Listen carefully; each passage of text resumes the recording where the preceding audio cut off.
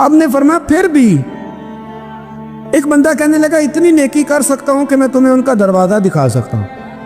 آپ فرمانے لگے میرے لیے اتنا بھی کافی ہے، ذکر حبیب کم نہیں وصل حبیب سے، اتنا بھی میرے لیے کافی ہے۔ اس نے دور سے کھڑے ہو کے کہا وہ جہاں سپاہی کھڑے ہیں نا وہ امام صاحب کا دروازہ ہے۔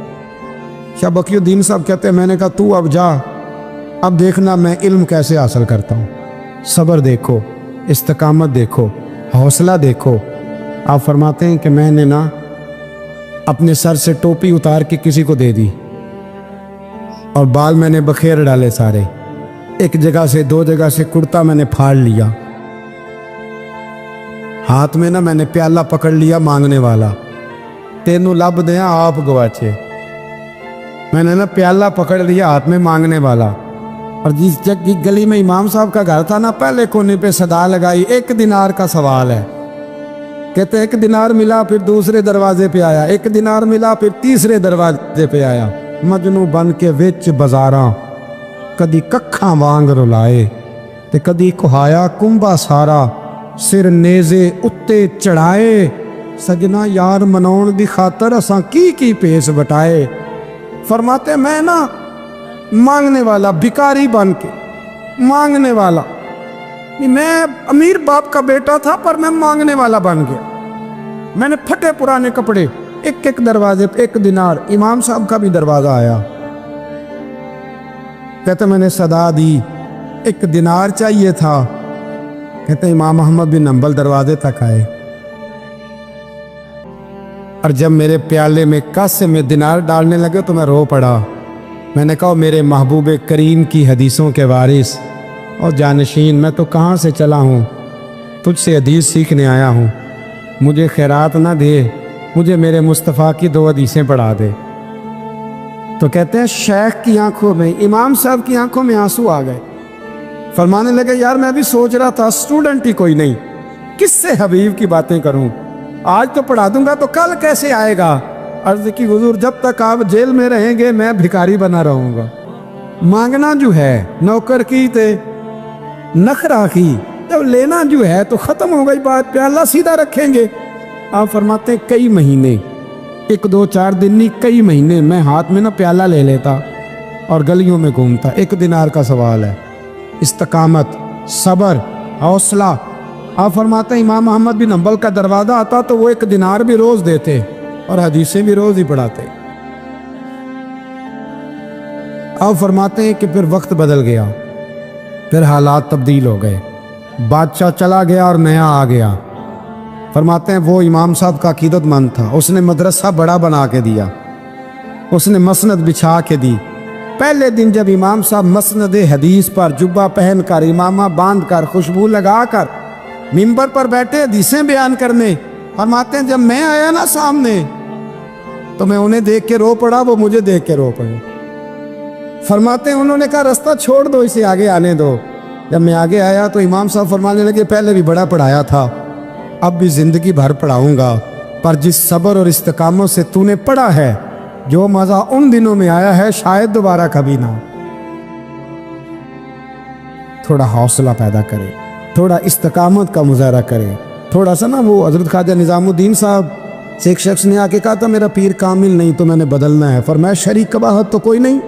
کہنے لگا نہیں، تو آپ فرمانے لگے تو اللہ کی رضا کے لیے خدمت کر، ہو سکتا ہے تیری خدمت کی برکت سے اللہ اسے کامل کر دے، اللہ کامل بنا دے، تیری برکت سے کامل ہو جائے۔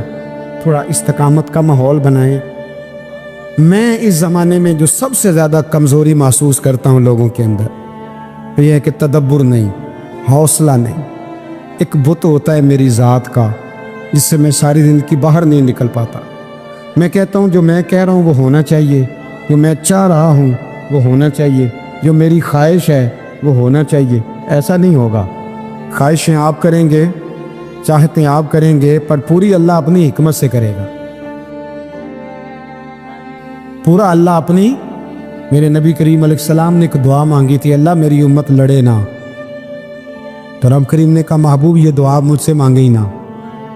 اس میں بھی اس کی حکمت ہے کہ آپ کو حق پہچاننا ہے، خدا را اللہ پہ چھوڑیں۔ ہم بڑے بے حوصلہ ہیں، ہم بڑے کمزور ہیں، ہمیں تو اللہ تعالیٰ خیر کرے، اب تو زمانے میں جو دوائی سب سے زیادہ بکنی چاہیے وہ وہم کی دوائی ہے، وہ سب سے زیادہ بکنی چاہیے۔ ہر چوتھا آدمی اس وہم کا شکار ہے کہ جانے کیا ہو جائے گا، کچھ بھی نہیں ہوگا، وہی ہوگا جو منظور ہے۔ آپ کو تو ماشاءاللہ یاد ہے، وہی ہوگا جو منظور ہے۔ کچھ چیزیں اللہ رسول پہ چھوڑیں، صبر کے ساتھ، استقامت کے ساتھ۔ ایک بات میں نے شروع میں کی تھی، پھر دہراتا ہوں آخر پہ، یہ سوچ لیں کہ آپ حق پہ ہیں کہ نہیں، آپ سچے ہیں کہ حضرت عبداللہ ابن زبیر امام حسین کے بعد یزیدی فوجوں کے خلاف نکلے تھے، آپ کے کچھ ساتھی شہید ہو گئے تھے اور کچھ پیچھے کی طرف چلے گئے تھے، پسپا ہو گئے تھے، حضرت عبداللہ ابن زبیر اکیلے رہ گئے تھے۔ اس وقت آپ کی والدہ حضرت اسماء بنت ابی بکر صدیق 90 سال عمر تھی اور آنکھوں سے نابینا تھی۔ فرماتے ہیں میں اپنی اماں سے مشورہ کرنے آیا، میں نے کہا اماں میرے کچھ ساتھی پیچھے چلے گئے، کچھ شہید ہو گئے، میں جہاد میں اکیلا رہ گیا ہوں، حکم کیا ہے؟ تو اماں کہنے لگی عبداللہ پہلے یہ بتا تو حق پہ ہے کہ نہیں؟ میں نے کہا اماں ہوں تو میں حق پہ، مجھے تیری بڑی فکر ہے، تیری 90 سال عمر ہے، یہ تو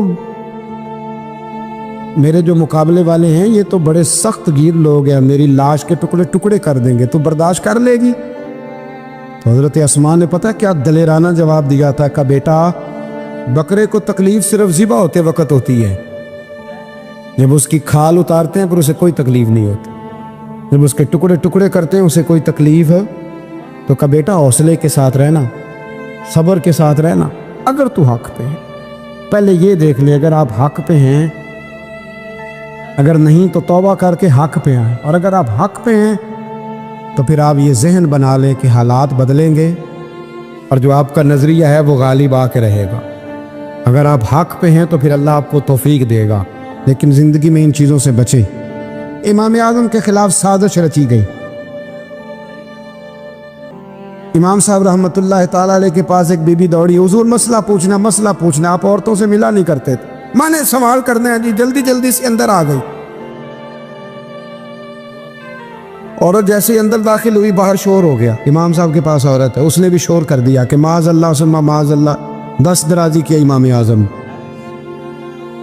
لوگ امام صاحب سے کہنے لگے اب پراپوگنڈا ہو گیا، سارے شہر میں بات پھیل گئی، حضور آپ جواب دیں، آپ بھی کو بات کریں۔ فرمانے لگے کیا جواب دوں، بی بی اکیلا تھا، میں اندر آئی ہے، باہر شور ہوا ہے، عورت کہہ رہی ہے میں اکیلا تھا، میں جواب دوں بھی تو میری گواہی کون دے گا، میرے ساتھ کھڑا کون ہوگا، اس وقت کون ہے اٹھ کے کہے گا کہ نہیں ایسی بات کوئی نہیں، یہ تو ماحول تو اور رخ اختیار کر گیا، تو حضور اب کیا کرنا ہے؟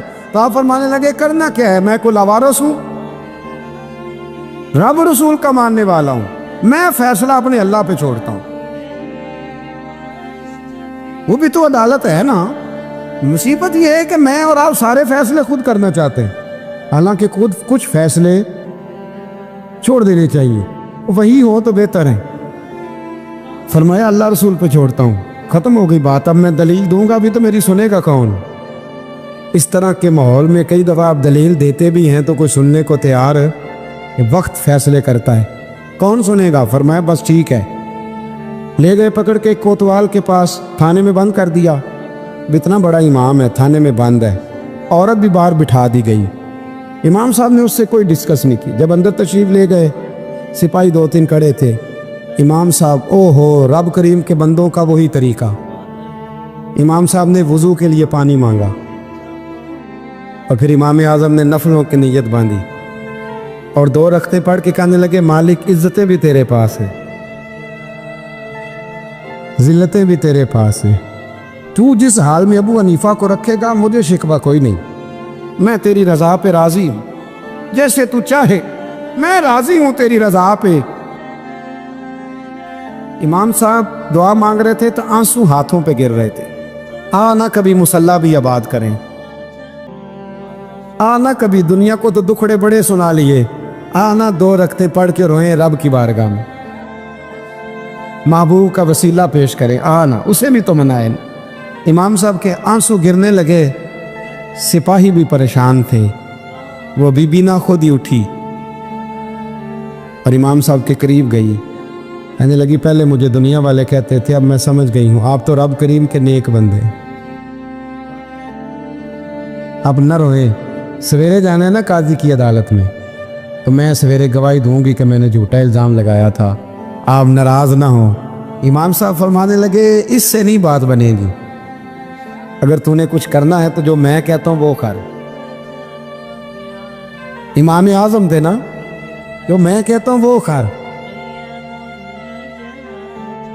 اس نے کہا جی وہ کیا؟ آپ فرمانے لگے اب تیری گواہی سے بھی بات اور ہو جائے گی، اس کو کہہ لیا ہے، اس کو منا لیا ہے، اس کی منت کر لی ہے، اس کو رشوت دے لی ہے، حالات کا تقاضا اب اور ہے۔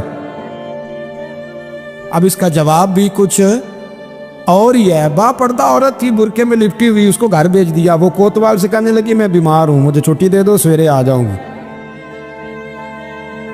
مدعی مقدمہ تو میں ہوا، مدعی کو تھوڑی کوئی مان کے رکھے گا۔ خاتون گھر چلی گئی۔ صبح قاضی کی عدالت میں مقدمہ لگا، امام صاحب رحمت اللہ علیہ کٹہرے میں کھڑے ہیں۔ یار بڑا مشکل ہوتا ہے معزز آدمی کا کٹہرے میں کھڑا ہونا، لیکن مخلوق تو فنکار ہے اس درجہ کے پل بھر میں یہ سنگے در کعبہ سے بھی اسنام تراشے، تم کون ہو کیا چیز ہے داغے کبابی، لوگوں نے تو مریم پہ بھی الزام تراشے۔ یہ نہیں نا باز آتے لوگ، پھر مرضی ہے نا ہونا، کٹہرے میں کھڑا ہونا پڑ ہی جاتا ہے۔ کٹہرے میں کھڑے ہیں امام اعظم، تو قاضی پوچھتا ہے اب کی بڑی قدر ہے، بڑی اہمیت ہے، تو آپ اس عورت کے بارے میں کیا کہتے ہیں؟ تو امام صاحب فرمانے لگے یہ جو کہہ رہی ہے اس سے پوچھ لیں۔ تو خود خاتون کہنے لگی میرا امام صاحب سے تعلق ہے۔ آپ فرمانے لگے ٹھیک کہتی ہے۔ ساری بھری عدالت سب لوگ حیران، حضرت تعلق ہے؟ فرمایا ہاں۔ کس طرح؟ فرمانے لگے میری بیوی ہے، زوجہ میری اہلیہ ہے۔ جناب کس طرح؟ فرمایا محلے کی بیویاں بلا لو، اس کے ابا کو بلا لو، چہرہ دکھا لو۔ وہ سارے لوگ جمع ہو گئے، چہرہ کھول کے دیکھا تو امام صاحب کی زوجہ تھی۔ امام صاحب نے اس خاتون کو کہہ کے بھیجا تھا کہ یہی برقع میری بیوی کو دے کے سویرے بھیج دے رہا، یہی والا برقع جو تو نے پہنا ہے، اب گھر جا اور میری اہلیہ کو یہ برقع دے کے بھیج دینا۔ وہ برقع دے کے اس نے بھیج دیا۔ جب امام صاحب رحمت اللہ علیہ کی اہلیہ ثابت ہو گئی کہ یہ تو امام صاحب کی اہلیہ ہیں جو کھڑی ہیں، اب وہ جو سازش رچنے والے تھے وہ دائیں بائیں دیکھ رہے تھے۔ تو امام صاحب نے ایک بات کی جو بڑی شاندار ہے، فرمایا تدبیریں تم نے بھی کی تھی، پر جو تدبیر میرا رب فرماتا ہے نا، جو تدبیر میرا، فرمایا یہ ابو حنیفہ کی تدبیر نہیں، یہ تدبیر میرے اللہ کی ہے جو اس نے مجھے عطا فرمائی، مجھے سجھائی۔ اب قاضی صاحب نے حکم دیا کہ جتنے لوگوں نے الزام لگایا وہ سارے معافی مانگ، وہ آئیں جس نے بات کی۔ بھائی وقت کو دیکھیں، فیصلے اللہ کے حوالے کریں۔ ہم لوگوں نے جھگڑے کر کر کے، دلائل دے دے کے، بحث کر کر کے معاملات کو اتنا الجھا لیا ہے، آپ یقین کریں دل بے چین اس لیے رہتے ہیں کہ یہ جو پیاس اور جو طلب کرتے ہیں وہ ہم انہیں پہنچاتے نہیں۔ دل بے قرار اس لیے رہتے ہیں کہ یہ رب رسول کی محبت سے ٹھنڈے ہو، ہم ادھر ادھر کی چاہتے لیے پھرتے۔ ان کے اندر بے قراری اس لیے ہے کہ ہم نے امیدیں لوگوں سے وابستہ کر لی ہیں، جو لوگوں سے نہیں کرنی چاہیے تھی، اللہ رسول سے کرنی چاہیے۔ ہم نے اسباب کو اختیار کرنا ہے، بھروسہ اسباب پر نہیں، بھروسہ تو اللہ تعالیٰ پہ کرنا ہے۔ تو جب تک دیکھیں نا قرآن مجید نے کیا کہا، قرآن مجید نے کہا والذین آمنوا اشد حبا للہ، فرمایا وہ لوگ جو ایمان لے آئے وہ اپنے رب سے شدید محبت کرتے، اپنے رب سے پیار کرتے ہیں۔ ان کے سجدے بوجھ نہیں، ان کے سجدے تو لذت ہے، انہیں نماز کے لیے لانا نہیں پڑتا، جبر نہیں کرنا پڑتا، ان کے تو دل کھچے چلے آتے، ان کو تو پیار ہو گیا، رات ساری بیت گئی اور ایک سجدہ بھی مکمل نہ ہوا۔ وہ تو مال چونکہ اللہ نے دیا ہے تو راہ خدا میں خرچ کرتے وقت ان کی طبیعت کسی قسم کا تکلف نہیں محسوس کرتی، کوئی بوجھ نہیں محسوس کرتی، چونکہ وہ ہر چیز سے بڑھ کر اللہ رسول سے پیار کرتے ہیں، تو یہ چیزیں ان کے سامنے کبھی بھی رکاوٹ نہیں بنتی۔ اور دل میں سب سے زیادہ محبت اللہ کی، اور جہاں تک تعلق ہے میرے رسول پاک کا، تو اللہ کریم نے فرمایا النبی اولی بالمؤمنین من انفسہم، فرمایا یہ جو نبی ہے نا یہ تو مومنوں سے ان کی جانوں سے بھی زیادہ قریب ہے. تو ہر وقت دل کی دھڑکنوں میں، روح کی ٹھنڈک میں، قلب میں، دل میں، روح میں، ذہن میں جو چیز ہر وقت سمائی ہے نا مومنوں کے، وہ رسول پاک کی ذات ہے. اگر رات ساری بندہ یہی سوچتا رہے کہ سویرے یار کس طرح کام چلانا ہے، پیسے کیسے آئیں گے، جو میرے پاس 2 لاکھ ہے اسے 6 کیسے کرنا ہے، اور یہ 6 ہے یہ 12 کیسے ہو سکتا ہے، اور جناب یہ دنیا میری کیسے آگے بڑھ سکتی ہے، اور یہ جو پلاٹ پڑا ہے نا میرے گھر کے بالکل سامنے کیسے کچھ چکر چلے کہ میرا ہو جائے، گاڑی ہے ذرا چھوٹے ٹائروں والی بڑے ٹائروں والی کیسے آ سکتی ہے. اگر 24 گھنٹے منصوبہ بندی دنیا حاصل کرنے سے دین منع تھوڑا کرتا ہے. حضور نے تو فرمایا محنت کر کے کمائی کرنے والا اللہ کا دوست ہے، منع نہیں ہے، لیکن ہر وقت اسی گنتی میں رہنا، اسی کے شمار میں رہنا، الجھ جانا، اور جو اصل چیز تھی اس کو چھوڑ جانا. ہم نا نیکی کرتے ہیں، مومن ہوتے ہیں، لیکن اس کی لذت نہیں پاتے. یعنی اگر نماز پڑھ کے بھی بندہ قرار نہ حاصل کرے، اگر وہ خیرات کر کے بھی اس کی ٹھنڈک نہ محسوس کرے، مسجد آ کے، محفل کرا کے، محفل میں بیٹھ کے، پھر بھی اس سے کوئی روحانیت نہ پا سکے، اس نے 20 علماء سنے، اس نے درجنوں خطباء سنے، اس نے ساری زندگی گزار دی، لیکن اس کے دل کی کیفیت ہی نہ بدلی، وہ لذت خاص ہی اسے نصیب نہ ہو، تو پھر اسے سوچنا چاہیے نا کہ دل میں نا اللہ تعالیٰ نے نا ہر چیز 2 بنائی ہے. ہونٹ 2، آنکھیں 2، کان 2، ہاتھ 2، پیر، دل اللہ نے ایک ہی بنایا. یہ نہیں ہو سکتا کہ چلو ایک طرف مجھے رکھ لو ایک طرف کسی اور کو رکھ لو. دل ہی ایک بنایا ہے. وہ کہتا ہے بس دل ایک ہے تو رب رسول ہی رہیں گے اس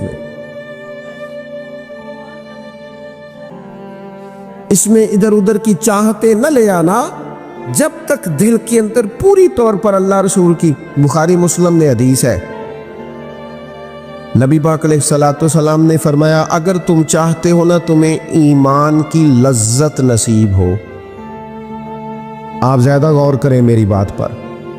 ایک ہے کھانا، ایک ہے مزیدار کھانا، ایک ہے مومن ہونا اور ایک ہے مومن ہونے کا مزہ آنا، لذت نصیب ہونا کہ میں صاحب ایمان ہوں.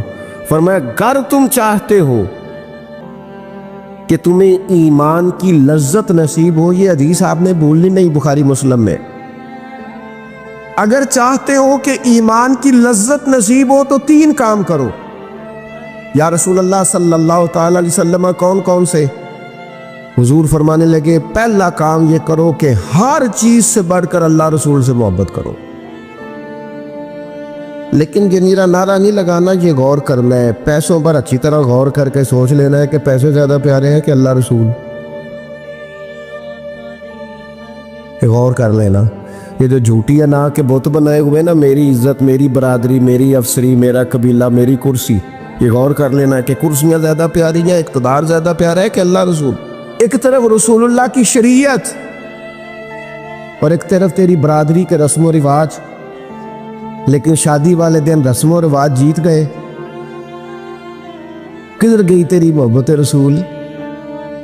وہ صرف محفل والے دن تھی، ربیع الاول شریف میں تھی. ہم تو دیندار سمجھتے ہی اس کو ہیں جس کے گھر میں شادی ہو تو پتہ چلتا ہے کتنا دیندار ہے. محفل میں تو سارے دیندار ہوتے ہیں. یہ تو پتہ ہی تب چلتا ہے جب کسی کا انتقال ہو جائے یا گھر میں کوئی خوشی آئے کہ اب یہ کتنا دیندار ہے. اب پتہ چلے گا. مسجد میں تو سارے دیندار ہیں. فرمایا اگر چاہتے ہو کہ لذت ایمان نصیب ہو تو ہر چیز سے بڑھ کر اللہ رسول سے پیار کرو. اور دوسرا فرمایا جس سے بھی پیار کرو نا اللہ رسول کی رضا کے لیے کرو. شکریہ کا تکلف بھی چھوڑ دو. وہ میرا احسان مانے گا یہ بھی چھوڑ دو، میری تعریف کرے گا یہ بھی چھوڑ دو. فقط اللہ رسول کی رضا کے لیے رشتے بنانے شروع کرو، مومن ہونے کا مزہ آئے گا. جتنے ہم شکوے کرتے ہیں نا رشتہ داروں کے، بھائیوں کے، قبیلوں کے، برادریوں کے، یہ سارے ختم ہو جائیں اگر ہم محبت اللہ رسول کی وجہ سے کرنی شروع کر دیں. اگر بنیاد اللہ رسول کی رضا ہو تو ہماری طبیعتوں میں کسی کے لیے نفرت پیدا نہ ہو، بے ادبی پیدا نہ ہو، کوئی ایسا ماحول نہ ہے۔ کیوں کہ ہم ڈائریکٹ پیار ہی نہیں کرتے، ہم جس سے بھی پیار کرتے ہیں درمیان میں رب و رسول کو رکھ کے کرتے ہیں۔ اور حضور فرماتے ہیں قیامت کے دن رب اعلان کرے گا، اللہ فرمائے گا وہ کہاں ہیں جو دنیا میں میری رضا کے لیے آپس میں پیار کرتے تھے؟ یا اللہ کیا ملنے والا ہے؟ اللہ فرمائے گا آج میرے عرش کے سائے کے علاوہ سایہ کوئی نہیں۔ جو دنیا میں میری رضا کے لیے آپس میں پیار کرتے تھے انہیں آج میں اپنے عرش کا سایہ عطا کروں گا۔ تو اگر ایمان کی لذت چاہتے ہو، ایک تو ہر چیز سے بڑھ کے اللہ رسول سے پیار کریں، ایک جس سے بھی پیار کریں اللہ رسول کے لیے کریں، اور دوسرا فرمایا مومن ہونے کے بعد، کلمہ نصیب ہونے کے بعد، ایماندار ہونے کے بعد کفر کی طرف جانا اتنا ناپسند کریں، اتنا ناپسند کریں جتنا کوئی آگ میں جانا ناپسند کرتا ہے، اتنا ناپسند۔ اگر یہ ذہن بن گیا پھر لذت نصیب۔ میں آپ سے عرض کروں میرے عزیزو، ہم نا تھکی تھکی سی زندگی گزارتے ہیں، بور سا وقت گزارتے ہیں، الجھے ذہن رہتے ہیں، بکھری سوچیں رہتی ہیں، ٹوٹے خیالات، پختگی نہیں باتوں میں، مضبوط نہیں افکار۔ کسی نے مشورہ دیا تو 10 منٹ کچھ اور سوچ لیا، اگلے سے بات کی تو پھر پچھلے کی بات ختم ہو گئی، اپنی زندگی میں مضبوطی نہیں۔ اور خدا کے بندو، ہمیں تو ایک سادہ سا اسلوب دے دیا گیا ہے کہ تم ہر چیز سے بڑھ کے رسول پاک سے محبت کرو۔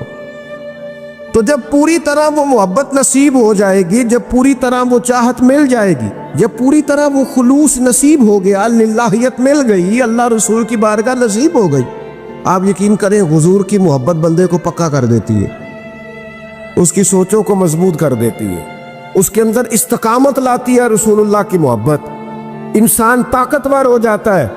میں تقریر نہیں کر رہا، جذبات کا اظہار کر رہا ہوں۔ میں آپ سے داد نہیں چاہتا، میں آپ کی ذہن سازی چاہتا ہوں۔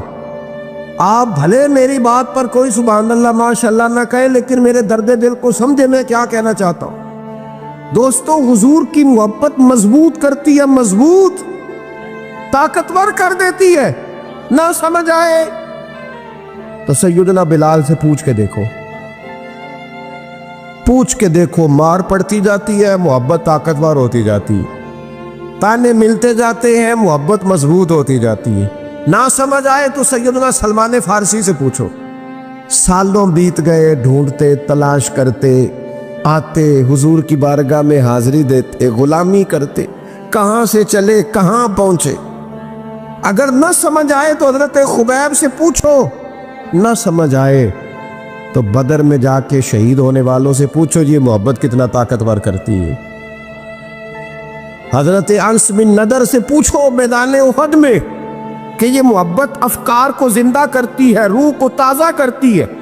بندہ نہ زیادہ باتوں سے ویسے ہی بچ جاتا ہے۔ ایک شے صرف یاد کرنی پڑتی ہے، ایک شے، علم و بس کریو یار، اے ہوئی حرف تینوں درکار۔ اعلیٰ حضرت فرماتے ہیں اے عشق تیرے صدقے ہم جلنے سے چھٹے سستے، جو آگ بجھا دے گی اب وہ آگ لگائی ہے، جو آگ بجھا دے گی اب وہ۔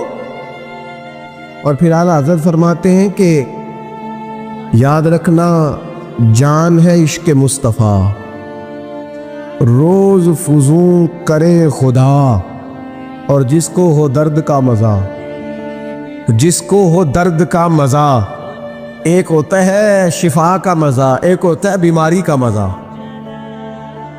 یہ حضور کی محبت کی وہ والا درد ہے کہ یہ مزیدار ہے۔ اعلیٰ حضرت فرماتے جان ہے عشق مصطفیٰ، روز فضوں کرے خدا، او لوگو جس کو ہو درد کا مزہ، وہ ناز دوا اٹھائے کیوں کی، اور پھر کے گلی گلی تباہ، ہم ٹھوکریں سب کی کھائے کیوں، اور دل کو جو عقل دے خدا تو تیری گلی سے جائے کیوں۔